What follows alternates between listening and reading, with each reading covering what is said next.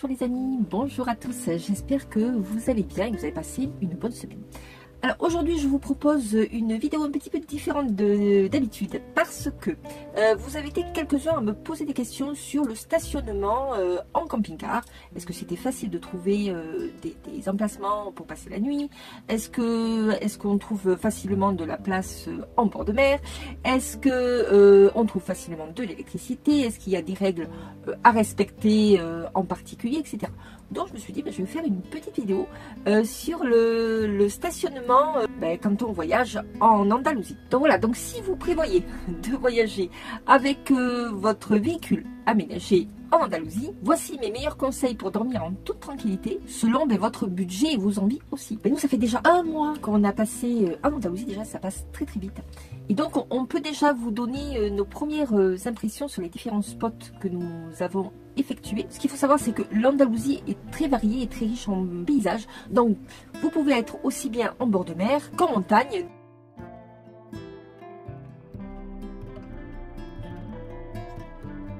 Alors évidemment, en Andalousie, vous avez des villes emblématiques comme Séville, Cordoue, Malaga, Grenade, et j'en passe.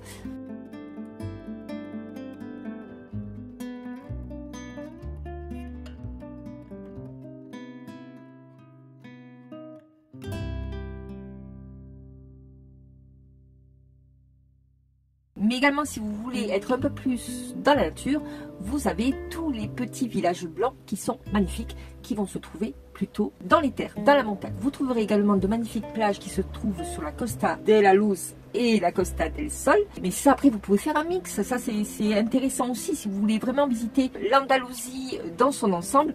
C'est peut-être bien de faire un petit peu les deux. Alors qu'en plein hiver, il ne faut pas trop monter trop haut dans les montagnes parce qu'il fait un petit peu plus froid. Mais vous pouvez aller quand même dans l'arrière-pays, comme on dit chez nous, hein, à une altitude pas très haute. Et vous avez quand même encore des températures très très agréables. Dans cette vidéo, on parlera évidemment des différents types d'endroits où vous pouvez dormir. Quelques petites astuces comme ça pour trouver les bons spots. Et puis aussi certaines règles à respecter en Andalousie. Déjà, ce que je vous conseille, avant de vous lancer dans votre voyage en Andalousie, il faut définir plusieurs critères. D'abord, quel type de véhicule vous avez? C'est plus facile de se déplacer si vous avez un van ou un petit fourgon qu'un gros véhicule. Est-ce que vous êtes autonome en électricité? Est-ce que vous pouvez dormir plusieurs jours dans un endroit où il n'y a pas d'électricité? Ça, c'est important aussi parce que ça va dépendre donc des différents spots que vous allez pouvoir faire. Ensuite, regardez un petit peu sur la carte, qu'est-ce que vous préférez faire? Est-ce que vous préférez rester sur la côte? Il y en a qui préfèrent rester uniquement sur la côte et puis d'autres qui voyagent plutôt dans les terres. Et puis il y en a comme nous qui faisons un mix entre les deux. Ce qui est intéressant à se poser comme question aussi, si vous avez un deuxième véhicule ou pas. Alors véhicule, je ne parle pas forcément d'une voiture supplémentaire, hein, mais est-ce que vous avez au moins des vélos électriques, des scooters? Nous, admettons, on a un quad, voilà, pour se déplacer ou pas, parce que vous avez certaines aires qui sont quand même très éloignées des magasins, donc c'est un peu plus compliqué pour pouvoir faire vos courses, etc. Alors tout ça, il faut en tenir compte aussi. Alors comme en France, vous avez des aires de camping-car gratuites. Alors, nous c'est ce qu'on fait la plupart du temps, hein. On est sur des aires de camping-car gratuites ou bien sur des parkings. Ça nous est arrivé aussi d'être sur des aires de pique-nique parce que on n'aime pas trop payer. Puis bon, c'est vrai qu'au niveau budget, c'est pas la même chose non plus, hein. Quand il vous faut payer tous les jours 14 ou 15 euros par nuit, ça commence à chiffrer un petit peu. Donc nous, c'est un choix qu'on fait. Tant qu'on peut ne pas payer, on ne paye pas. Et puis après, c'est vrai que nous, on a le quad, donc on peut se mettre, dans un endroit un peu reculé et puis après aller se balader avec le quad. C'est l'avantage aussi d'avoir un deuxième véhicule pour pouvoir se déplacer. Je vais vous montrer 3 aires de camping-car gratuites que nous avons faites. Donc il y a San Lucar de Guadiana qui se trouvait au-dessus de Huelva. On était juste à la frontière portugaise. Là donc c'était une aire de camping-car gratuite avec l'eau gratuite aussi. À côté d'un tout petit village, là c'était très très calme. On n'a pas eu de soucis particuliers.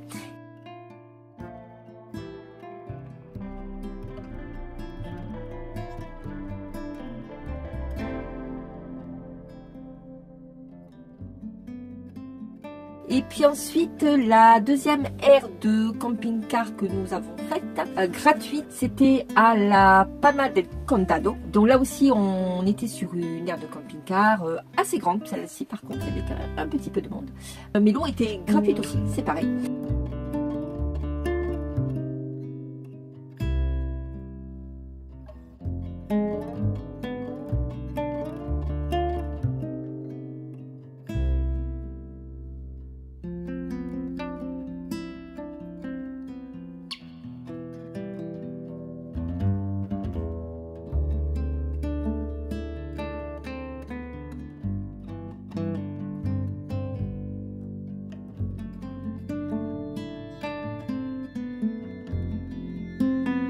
Et puis la dernière que je vous propose, c'est celle de Benaloop, qui est donc une aire de camping-car qui se trouve au-dessus de Cadix. D'ailleurs, elle est dans la province de Cadix. Donc là, c'est une aire de camping-car qui est un petit peu plus dans les terres. Comme la Palma d'ailleurs, hein, la Palma del Condado aussi, c'était un peu plus dans les terres. Je n'ai pas trouvé donc d'aire de camping-car gratuite en bord de mer. Les aires de camping-car gratuites sont souvent plutôt dans les terres.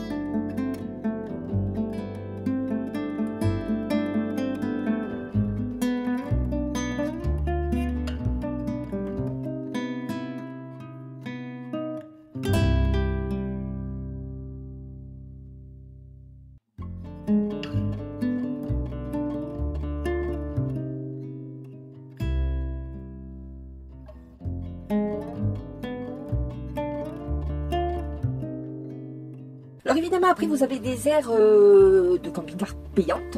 Il y en a de très très grandes. Je vous ai pris une aire payante dans la province de Huelva, qui se trouve à Cartaya. Alors là, c'est vraiment un peu le summum, hein. C'est vraiment le top du top. Elles sont pas toutes aussi belles, les aires de camping-car, même payantes.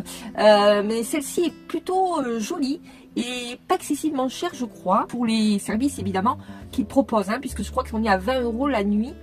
Mais c'est plutôt sympathique, comme vous pouvez le voir sur les images. Ensuite, en temps, je vous ai pris aussi une aire de camping-car à Séville. Je crois que c'est à Séville, effectivement. Là, il vous faut compter 20 € avec l'électricité. Alors bon, elle est un peu moins glamour, hein, voilà. Mais bon, c'est peut-être pas mal pour pouvoir visiter la ville de Séville. Et ensuite, il y a une autre aire que je vous propose, c'est à Puerto de la Chiclana. Donc, je vous ai pris un peu les aires qui sont pas loin de ce qu'on a fait nous, hein, donc voilà, pour que vous puissiez comparer. Donc là, c'est Puerto de la Chipiona. Et on est à 13 € par remplacement et par nuit. Et ensuite, vous avez 2 € pour l'électricité et 4 € pour l'eau. Et là, il y a aussi des douches qui sont proposées pour 2 €. Alors évidemment, après, vous avez des parkings. Vous avez le droit de vous mettre sur un parking comme en France, hein, j'ai envie de dire, c'est la même chose. Bon, à condition, évidemment, de ne pas sortir tout votre barda. Mais sinon, voilà, vous avez le droit de rester sur un parking pour dormir. Donc nous, pas très loin de la mer, on a trouvé de bons parkings assez grands. Par contre, c'est vrai que quand on se rapproche un peu des montagnes, il y a moins de grands parkings comme ça. Pour cause, il y a peut-être un peu moins de place aussi. Donc, allez, à 15-20 km de la plage, vous pouvez trouver des grands parkings, même en bord de plage. Bon, c'est bondé, hein. Là, je vous cache pas que, bon, il faut avoir de la chance de trouver une place, mais vous pouvez trouver des grands parkings aussi. Donc, nous, on a trouvé des parkings à Palos de la Frontera. Ça, c'était vraiment chouette. C'était un grand parking bien sympa. Il y avait un peu de monde, mais pas trop. Donc c'était plutôt chouette.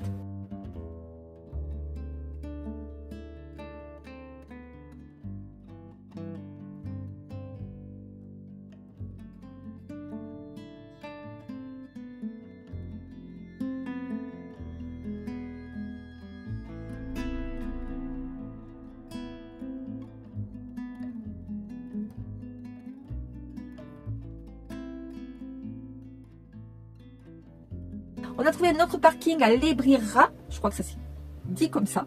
Donc là, on était proche de Séville et on était sur un parking qui donne sur un parc en fait. Hein. Donc c'est on va dire en gros c'est le parking du parc. Mais on avait autorisation de rester là. En tout cas, il n'y avait pas de panneau interdiction.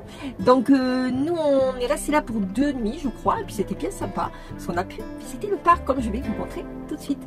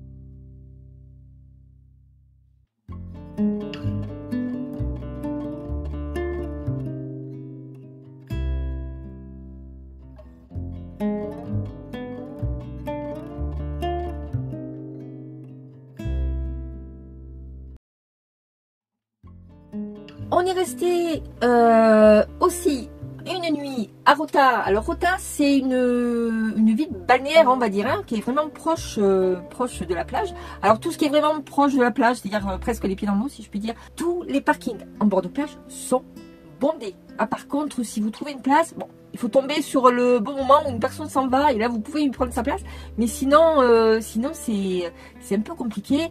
Et puis je dois avouer que vous êtes quand même serré comme des sardines. Hein. Bon, après, c'est un choix. Hein. Soit ben, vous êtes serré et puis vous pouvez rien sortir aussi parce que ben, vous êtes sur un parking, donc c'est un peu compliqué de sortir ses chaises et sa table. Mais après, c'est comme cela vous convient. Hein. Si vous aimez être en bord de plage, ah ben écoutez, n'hésitez pas à aller sur ces parkings et à attendre qu'une place puisse se libérer. En tout cas, nous, le peu de parking qu'on a fait en vraiment bord de plage, c'était bondé, vraiment, on n'a pas pu faire. En plus, nous, on est quand même grand, hein, puisqu'on a une remorque en plus. Donc bon, ben, c'est comme ça. Bon, nous, on n'est pas venu en Andalousie forcément pour voir la mer, donc c'est pas... On aimerait bien quand même pouvoir un peu se promener pour pouvoir prendre quelques photos, parce que c'est quand même plutôt sympa. Mais voilà, pour moi, on n'a pas eu cette chance-là. Voilà. Donc à Rota, on a trouvé un parking effectivement, pas en bord de mer, mais après on était quand même à combien, à un quart d'heure peut-être à pied, hein, 20 minutes de la plage. Donc vous voyez, c'est possible aussi de pouvoir aller au bord de la mer. Hein. Vous laissez votre camping-car sur le parking et puis vous marchez un petit peu, vous prenez votre vélo et puis vous pouvez aller vous balader sur la plage. On n'a pas eu de bol parce que le jour où on a été à Rota, il a plu. Donc là, ça a été une journée course. Et puis aussi, nous avons enlevé notre linge parce qu'on était submergé de linge. Depuis qu'on était parti, on n'avait pas fait du tout de laverie et il était grand temps de s'y mettre. Et alors là, j'ai une anecdote. Alors, c'est encore rapport avec où stationner avec votre camping-car, mais je trouve que quand même, nous, ça fait quand même 2 ans hein, qu'on vit en camping-car. Dans les laveries, on commence à connaître. Et c'est la première fois que quelque chose comme ça nous arrive. Donc, comme je vous disais, on avait beaucoup de linge. Donc, ce qui s'est passé, c'est que bon, on a pris les 2 seules machines qu'il y avait. La petite et la grande. Donc, notre linge était en train de se laver. Et puis, la petite était en train de se terminer. Lorsque un couple de personnes arrive avec un sac de linge. Et puis on commence à les voir mettre leur linge dans le sèche-linge. Moi tout bonnement je dis à Laurent, parce qu'ils n'ont pas de sèche-linge chez eux, donc ils viennent sécher leur linge ici. Bon, comme il pleuvait en plus, je dis bon, ils ont peut-être pas de place pour le faire sécher. Bon voilà. Et puis là la dame commence à mettre sa lessive liquide et puis à chercher la programmation, quoi, tout simplement. Laurent est vite couru lui dire non, c'est un sèche-linge, c'est pas un lave-linge. Bon, pourtant c'était des Espagnols, hein, mais bon, visiblement ils n'ont pas trop lu les panneaux. Mais le mal était fait, quoi. Il y avait de la lessive partout. Donc, ce qu'on a été obligé de faire, c'est qu'on a pris notre linge tout mouillé et on a essayé de retrouver une autre laverie. Ça a mis un peu furax, on veut dire. On avait tout comme il faut, on avait la machine, on avait le sèche-linge, et puis patatras, ces 2 nigauds là sont arrivés et puis nous ont tout coupé. Donc il a fallu trouver vite un sèche-linge. On en a trouvé, mais ça a été compliqué parce que des laveries, il y en a effectivement, mais il n'y a pas forcément toujours les endroits pour pouvoir se garer. Donc c'est un peu compliqué. Et puis aussi, ce que je vous ai peut-être pas encore dit, c'est que les grandes surfaces n'ont pas de très grands parkings parce qu'ils ont beaucoup de parkings souterrains. Donc il n'y a pas de grands parkings où on pourrait éventuellement se mettre en attendant de faire la laverie, etc. Ils ont souvent des toits aussi sur leur parking, donc nous on passe pas avec le camping-car évidemment. Donc voilà, donc c'est très compliqué de trouver de la place comme ça pour aller à la laverie. On en a trouvé, hein, tant bien que mal, on n'était pas super bien garé d'ailleurs, mais bon, ça a fait l'affaire pour 1 heure quoi. Voilà pour la petite anecdote, mais c'est vrai que pas évident quand on n'en a jamais fait, mais bon, il y a quand même des panneaux, hein, il n'y a plus qu'à lire normalement, mais bon, voilà. Donc je continue. Alors j'ai été à nos parkings. Alors on a trouvé un autre parking qui était pas mal aussi, un petit peu isolé quand même. Donc on n'a pas osé trop laisser Turtle tout seul. Mais c'est à Chiclana de la Frontera. Et là vous avez un très grand parking qui donne sur la baie de Cadix. Donc c'est quand même très joli. Et puis on a pu faire de jolies photos sur la baie de Cadix. Et puis ensuite on voulait visiter un petit peu la ville. Alors on s'est mis sur un autre parking. Bon, moins glamour, mais qui nous a permis de pouvoir visiter un peu plus la ville et pour pouvoir être plus en sécurité par rapport aux véhicules. Et on est allé visiter l'ermitage de Santa Ana, qui était très sympa. Donc en même temps, on a fait un petit tour en ville avec le quad. Voilà, donc je vous montre tout ça en vidéo. Allez, c'est parti.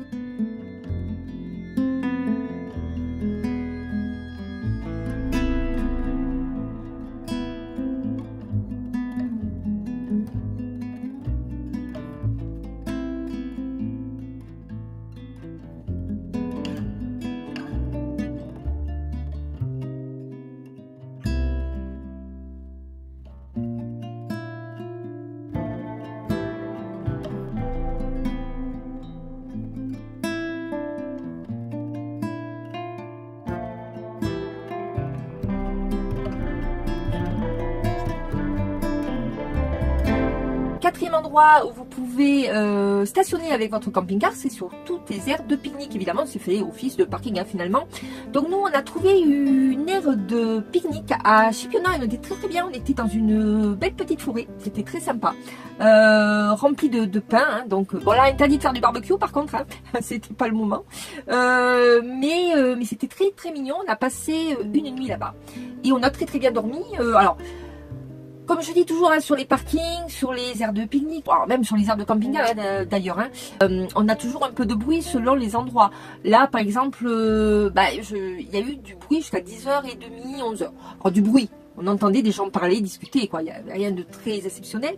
Mais après c'était très tranquille, on n'a pas eu de problème d'insécurité ou quoi que ce soit.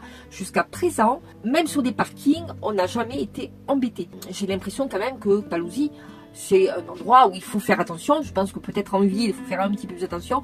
Nous, on est des endroits un peu plus reculés, mais on n'a pas eu de problème, ni d'ailleurs avec la police, ni avec des gens qui voudraient nous embêter, quoi.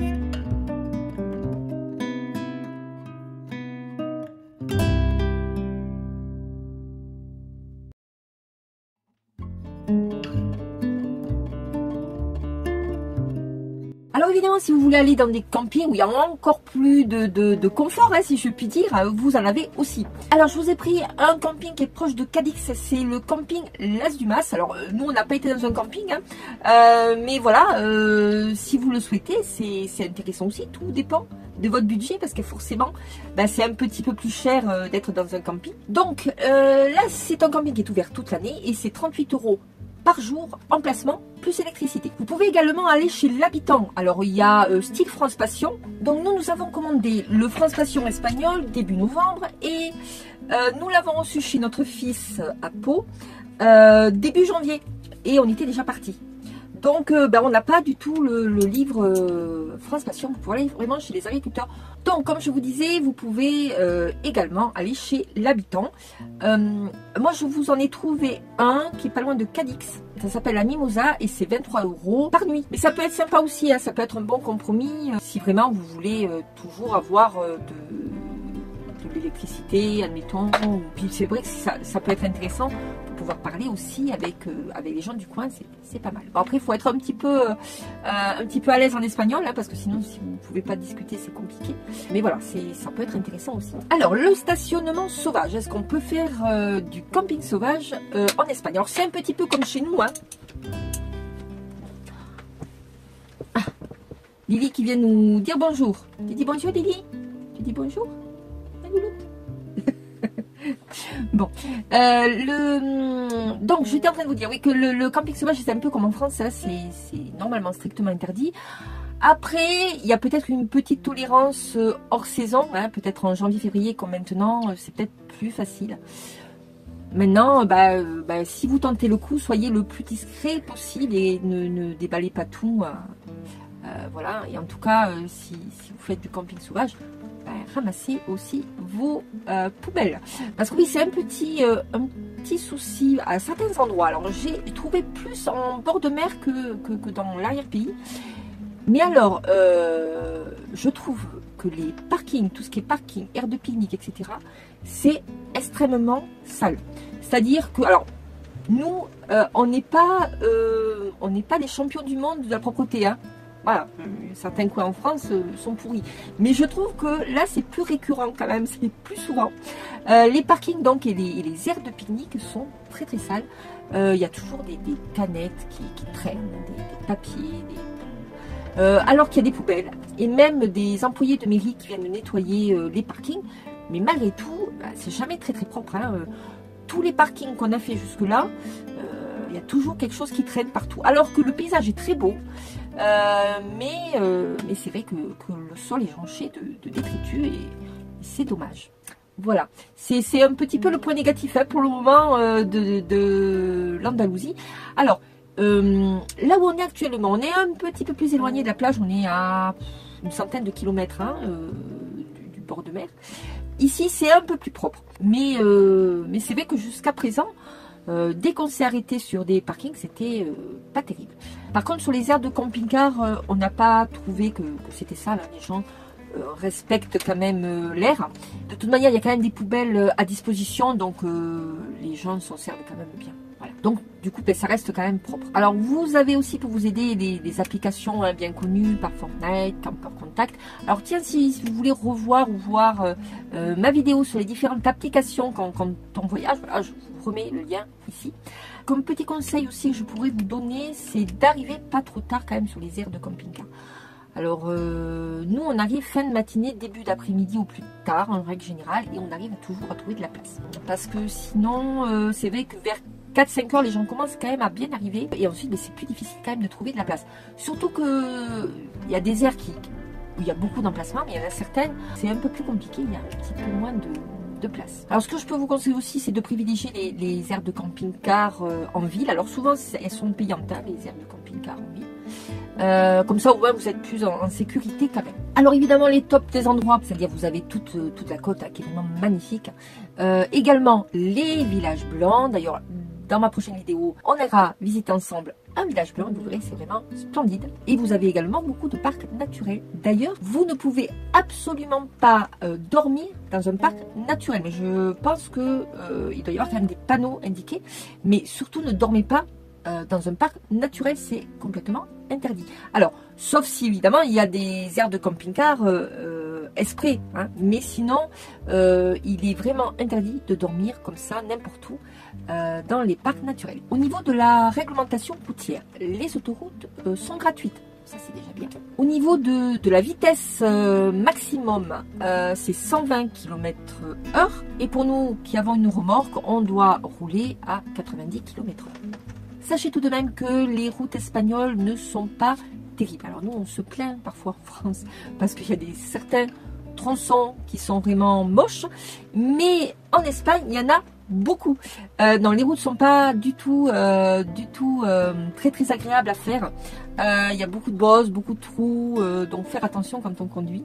Voilà, à côté de la France, hein, on roule presque sur du velours. Pour aller visiter les grandes villes, hein, vaut mieux prendre quand même les transports en commun. Vous vous mettez sur un parking aux alentours et puis après, vous pouvez prendre un transport en commun pour aller visiter les centres-villes, les centres historiques, qui sont quand même les plus sympas à visiter. Donc, si vous souhaitez venir visiter l'Andalousie en hiver comme nous, on va dire décembre, janvier, février, privilégiez plutôt la côte que la montagne. Parce que si vous montez trop haut, il fait quand même assez froid. Donc, les températures sur la côte seront quand même beaucoup plus clémentes. Dans certaines régions montagneuses, on arrive à 0 degré. Hein, donc, il faut quand même faire attention. Alors voilà, je crois que je vous ai fait le tour pour savoir où dormir en Andalousie. Si vous avez des questions, n'hésitez pas à me les poser en dessous de la vidéo. Je vous répondrai très volontiers. Alors, que vous préférez? Les aires de camping-car gratuites, payantes, les campings, les parkings, les aires de pique-nique. Sachez qu'en Andalousie, quand même, vous allez avoir l'embarras du choix. Et choisissez vos endroits selon vos plaisirs et votre style. Et ça, c'est que vous soyez heureux de voyager en Andalousie et que vous pouvez profiter pleinement de la vie. Alors vous, admettons, si vous avez déjà fait l'Andalousie, si vous connaissez de bons spots, ben, n'hésitez pas à nous laisser vos commentaires en dessous de la vidéo. Bien, peut-être vous avez une anecdote aussi à partager. Hein. Donc là, c'est pareil, n'hésitez pas. Ça pourra nous aider et aussi aider d'autres voyageurs comme nous. Si cette vidéo vous a plu, n'hésitez pas à vous abonner si ce n'est pas encore fait, à mettre un petit pouce. Pourquoi pas à partager sur vos réseaux sociaux pour ne rien manquer de nos aventures et de notre voyage qui continue en Andalousie encore pour quelques semaines. Sur ce, je vous souhaite de faire un bon voyage en Andalousie si c'est votre cas et une très bonne route pour tous les autres. Prenez soin de vous, à très bientôt.